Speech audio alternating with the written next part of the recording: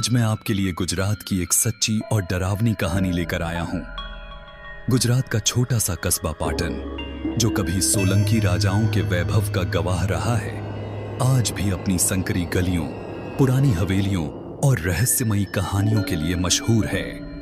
यहाँ की सबसे पुरानी और चर्चित दास्तानों में से एक है काला वाव की एक सूना बावड़ी, जिसके बारे में लोग कहते हैं कि रात ढलने के बाद वहां से इंसान जिंदा वापस नहीं लौटता। यह कहानी शुरू होती है जयदीप से, जो अहमदाबाद यूनिवर्सिटी का रिसर्च स्कॉलर था। उसे गुजरात की पुरानी बावड़ियों और उनके स्थापत्य पर थीसिस लिखनी थी। उसने पहले रानी की वाव का अध्ययन किया था। वह विश्व धरोहर है और लोग वहां दिन रात आते रहते हैं, लेकिन उसका ध्यान बार बार एक अनसुनी जगह पर अटक रहा था, जिसके बारे में केवल लोक कथाओं और बुजुर्गों के किस्सों में जिक्र था। काला वाव। जयदीप ने जब गांव वालों से काला वाव के बारे में पूछताछ की तो सबने चुप्पी साध ली। कोई मजाक में बात बदल देता, कोई डर कर विषय टाल देता। आखिरकार एक बुजुर्ग ने धीमी आवाज में कहा, बेटा, उस बावड़ी का नाम मत लो। वहां रात में औरत की चीख सुनाई देती है और नीचे से कोई काले हाथ खींच लेते हैं। कई नौजवान मजाक में गए थे, लेकिन लौटे नहीं। जयदीप ने सोचा, शायद यह सब अंधविश्वास होगा, लेकिन रिसर्चर होने के नाते उसे खुद जाकर देखना था। अक्टूबर की एक शाम, जब पाटन की हवाओं में हल्की ठंडक घुल चुकी थी, जयदीप अपने कैमरे और नोटबुक के साथ वहां पहुंचा। गांव से थोड़ी दूरी पर झाड़ियों के बीच छुपा हुआ था काला वाव। बावड़ी पत्थरों से बनी थी, लेकिन दीवारें काई से ढकी हुई थीं। सीढ़ियां नीचे अंधेरे में उतरती जाती थीं और तली में काला पानी भरा था। ऊपर टूटे हुए मेहराब और पत्थर की मूर्तियां इस बात का सबूत थीं कि यह कभी भव्य रहा होगा। जैसे ही उसने पहला कदम नीचे रखा, उसके पैरों के नीचे सूखे पत्ते चटक उठे। हवा अचानक ठंडी हो गई। चारों तरफ सन्नाटा था, बस चमगादड़ की आवाजें गूंज रही थीं। जयदीप ने नीचे जाते हुए हर स्तर की फोटो ली, नोट्स बनाए, लेकिन जैसे जैसे वह गहराई में उतरता गया, उसे अजीब सा दबाव महसूस होने लगा, मानो कोई अदृश्य नजरें उसे देख रही हों। नीचे पहुंचकर उसने देखा कि पानी पूरी तरह काला था। उसमें अपना चेहरा भी साफ दिखाई नहीं देता। तभी अचानक लहर उठी, जैसे किसी ने पानी में हाथ हिलाया हो, लेकिन वहां कोई नहीं था। जयदीप ने हिम्मत करके पानी के पास झांका। तभी उसे लगा कि पानी में किसी औरत का चेहरा झलक रहा है। लंबे बाल, खाली आंखें और सफेद चेहरा। वह घबरा कर पीछे हट गया। कैमरे से फोटो खींची, लेकिन फोटो धुंधली निकली। उसी पल उसे सीढ़ियों पर धीमे धीमे पायल की आवाज सुनाई दी।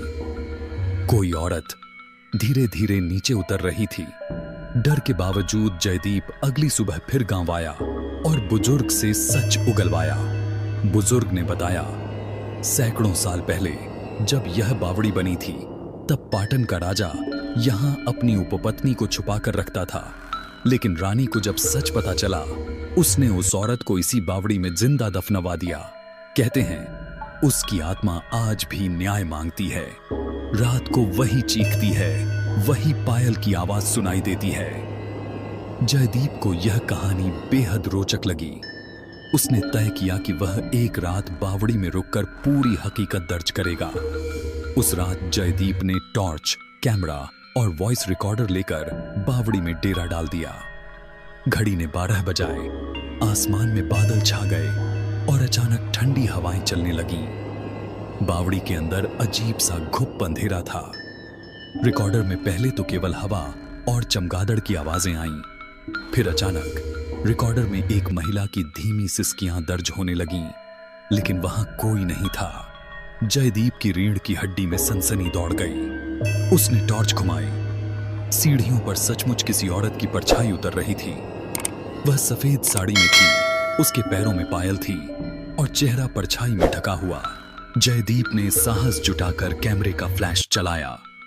फ्लैश की रोशनी में जो दिखा, उसने उसका खून जमा दिया। वह औरत का चेहरा इंसानी नहीं था। आंखें गड्ढों जैसी, मुंह फटा हुआ और बाल पानी की तरह बिखरे हुए। उसने अचानक एक भयानक चीख मारी और सीढ़ियों पर तेजी से जयदीप की तरफ बढ़ी। जयदीप ने भागने की कोशिश की, लेकिन उसके पैरों में किसी ने पकड़ ली। उसने नीचे देखा, पानी से कई काले हाथ निकलकर उसकी टांगें पकड़ रहे थे। वह चीखता रहा, झटपटाकर हाथ छुड़ाने की कोशिश करता रहा, किसी तरह खुद को खींचकर ऊपर भागा। सुबह जब वह बावड़ी से निकला तो उसका चेहरा पीला पड़ चुका था। गांव वाले उसे देखकर चौंक गए। उसने सबको सच बताने की कोशिश की, लेकिन कैमरे और रिकॉर्डर में कोई सबूत नहीं था। फोटो धुंधली थी, रिकॉर्डर खाली। लोग हंसने लगे, बोले, तुम्हें वहम हुआ होगा। लेकिन जयदीप जानता था कि उसने क्या देखा।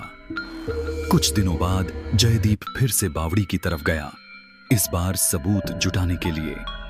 उसके बाद वह कभी वापस नहीं लौटा। गांव वालों ने काफी खोजबीन की, लेकिन उसका कोई निशान नहीं मिला।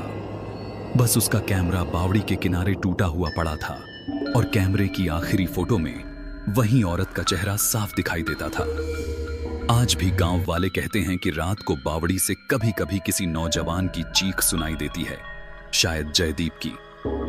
काला वाव की यह कहानी सच है या अंधविश्वास, कोई नहीं जानता। लेकिन पाटन और उसके आसपास के लोग आज भी सूर्यास्त के बाद उस बावड़ी के पास नहीं जाते। गुजरात की गर्म हवाओं के बीच उस सूनी बावड़ी का ठंडा अंधेरा अब भी किसी नए शिकार का इंतजार करता है। दोस्तों, गुजरात के काला वाव की यह कहानी आपको कैसी लगी, हमें कमेंट करके जरूर बताइए। और अगर आपको यह वीडियो पसंद आया हो तो इस वीडियो को लाइक करें और हमारे चैनल को सब्सक्राइब करना न भूलें।